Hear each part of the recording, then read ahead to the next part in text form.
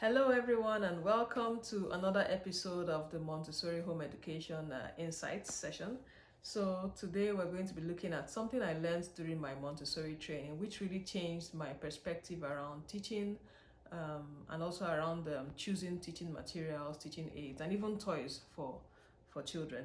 So I do this with my kids, and I also teach the parents in the Montessori Home Education program to do the same thing. Now, before we continue, I wanted to appreciate you all that are here. And if you haven't already subscribed, please do so. Turn on the notifications as well so you don't miss the next video. So my name is Nkem Agua and I'm the founder of the Montessori Home Education Academy. Today we're going to be looking at the thing that I talked about that I learned that changed how I chose toys for my kids and even teaching materials. So the way I would describe it is like two key qualities or properties that you need to look out for when you're choosing teaching materials. And what is this? One of them is, well, I say variability of variables, and the other one is constancy or things being the same. I'll explain more in a minute. So when you're trying to teach a particular concept, let's say colors, you want to make sure that the materials that you're using or choosing are going to allow the child to concentrate on the colors that you are teaching, which means you're going to avoid having a mix of materials. You focus on one particular material that has only the colors changing. So I'm going to show an example. Now here we have pom-poms on this side. So these pom-poms, they feel the same, they have about the same size. So you can see if I pick purple, orange, red, and blue, and even yellow, if I show the child, they will be focusing clearly on the colors of the pom-poms. I mean, they will enjoy feeling it. Pom-poms are nice to touch.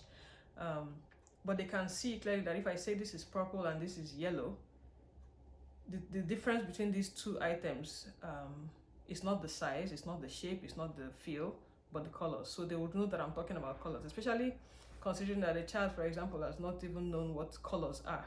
Not in the sense that they haven't seen colors, but knowing that these are called colors, and then you have different ranges of colors within the band, right? So when I talked about constancy and variability, you want to make sure that when you pick a material like this, every other thing is constant apart from the colors you're trying to teach.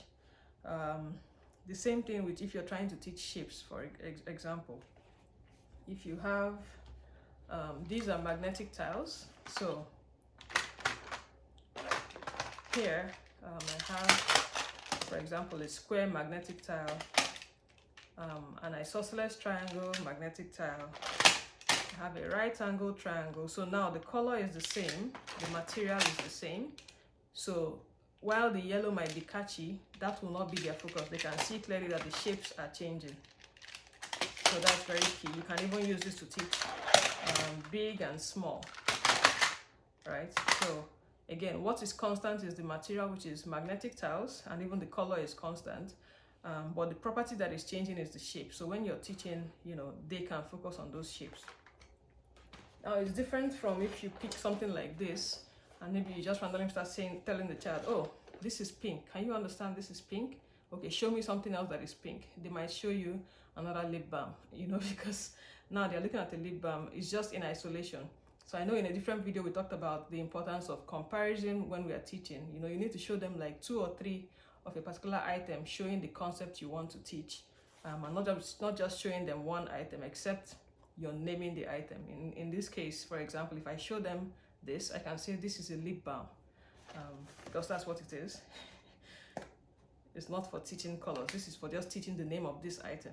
So that's the only time you might want to teach something in isolation. But if you're teaching colors, you want 2 or 3 for them to compare, and you keep every other variable constant, and then just have the colors changing.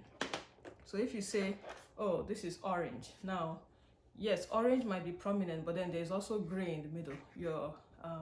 You might be introducing some form of confusion, right? So these items here, while they are colorful, they are different colors, yellow, purple, pink, and orange. They will not help a child to immediately pick the concept you are trying to teach. Again, another example here, we have 3 colors. You can see this was cut from cardboard paper. Very simple items.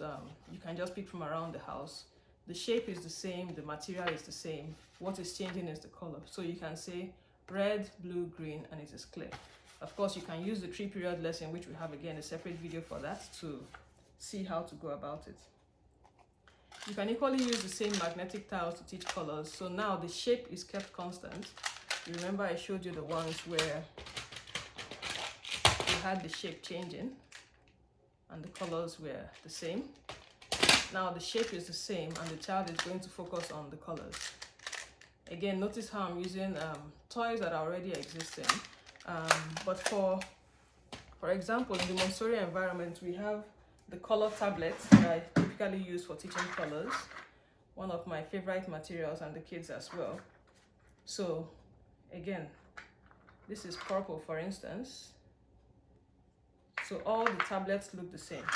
The only thing that is changing is the color. So this teaches the whole range of colors for the child. Now in a classroom, you would likely find this, right? But at home, I try to help the parents with the Montessori home education program, not to focus on trying to buy all the materials, because classroom settings are really built on the home and not the other way around. So you shouldn't try to replicate a classroom in your house, but work with what you have. And when you have the concept, when you know the principles to really follow, it will help you to be able to teach your child with what you have and teach them properly, so that they don't get frustrated and you also do not get frustrated. I wanted to show us another example of materials we can use for counting, because so colors, that's the sensorial curriculum we talked about. For language also, I showed some examples. But for counting, we may also run into that mistake of counting random items like this. So you can say how many things are here and the child is counting, or you're counting with them. Oh, 1, 2, 3, 4. They are not really going to understand the concept of counting, or numbers and quantities if they are counting random objects, especially at the initial stage when they are still trying to get what it really means. What does a number really stand for? Sometimes children can count from 1 to 100, but they can't even visualize that 100 is a lot more than 1, right? So if you're doing something like counting, you want to use the same of a particular item. So these are beads, these are bottle tops. Everything, once you package it well, it can look really good. So these are just bottle tops. If you have children that are already involved in counting or interested in it, you want to keep some of these things, of course, keep them clean and package them well, and they come in really handy. These are pegs.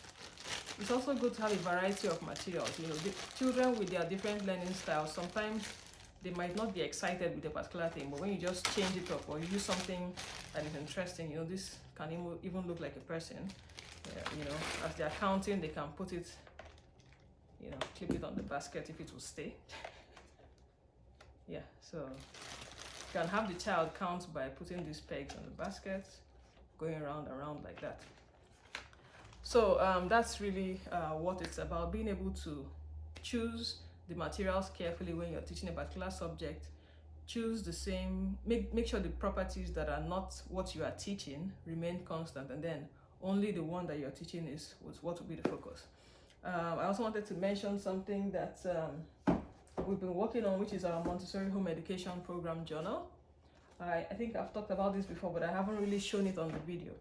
Now, journaling is something that is very important and that has worked very well for us. I was talking with the parents in the home education program, that sometimes, even when you think you don't have anything to write, just pick up a journal for your kids. I have one for each of them. And I just think, okay, what happened with my child yesterday? And I just write it down. And from writing, I realized that, okay, they are showing interest in this, they are showing interest in that. Like when my daughter was showing interest in colors, that was why I had some of all these materials just come up. Okay, pom-poms. Today we are showing her colors with pom-poms. Tomorrow we are showing her colors with cards. By the end of 1 week or even 2 weeks, when you've shown colors in different ways with different materials, it's just going to make it so much more easier for them to get the concept, right? And please, I wanted to also mention that while we teach, also try to avoid quizzing them on things you have not taught. That will be a different video for another day. But yes, back to journaling. So writing down what we observed with our children from the previous day, depending on when you do the journal. If you do it at night, you can say, okay, what happened today? with the kids? What did I see them doing? And that will give you an idea of their sensitive period. So like when I notice colors, then I begin to bring out colored materials for them. If it's counting, which with my older child, that has been her own focus, then we are bringing out different forms of counting materials. So journaling is very important. If you're part of the home education program, you probably have your own copy. But even if you are just a homeschooler, or you're a part-time homeschooler, or your children are even fully in school, journaling makes a big difference for you to be able to keep track of what their interests are. Sometimes you might I might be talking to a parent and trying to find out what is your child interested in, and if you have never really stopped to think about it or to write it down, you won't be able to see a trend. But when you write, when you journal, sometimes even just for a few days, if you look back, you see a pattern, you see a trend, you can begin to know what they might be interested in that you can help to support them with, and then that would guide your choice of materials, your choice of toys, and of course with the right knowledge you begin to also choose decide on how you structure the materials that you're using to make sure you're teaching the right thing and they're also learning the right way that is working for everybody and keeping us all happy. So I think that will be all for today. Again, if you have any questions, I love questions so much, please put them in the comments. If you know any parent that will benefit from this, any teacher, anybody at all, feel free to forward this with them. I really appreciate you all being here. Don't forget to subscribe, and until next time, I'll see you all again. Bye-bye.